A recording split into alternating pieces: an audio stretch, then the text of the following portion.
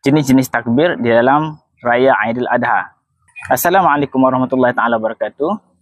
Takbir di dalam Raya Aidil Adha terdapat dua jenis takbir. Iaitu yang pertama dikenali sebagai takbir mursal atau juga dikenali sebagai takbir mutlak. Takbir ini dilaksanakan selepas solat maghrib, masuknya 10 Zulhijjah, ataupun lebih senang untuk dikenali adalah pada malam raya tersebut. Dan penghujungnya adalah setelah imam mengangkat takbir solat hari raya Aidil Adha. Jenis takbir yang kedua pula dikenali sebagai takbir muqayyad. Takbir muqayyad ini adalah takbir yang terikat dengan waktu solat.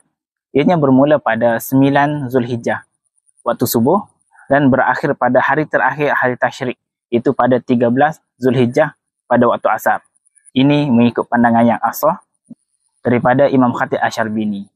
Perbezaan di antara takbir mursal ataupun takbir mutlak dengan takbir muqayyad adalah takbir mursal ataupun takbir mutlak ini boleh kita laksanakan takbir pada bila-bila masa sahaja pada waktu yang telah saya nyatakan sebelum ini. Sedangkan takbir muqayyad adalah terikat dengan solat. Selepas solat, barulah kita laksanakan takbir. Semoga kita sama-sama mengamalkan takbir ini.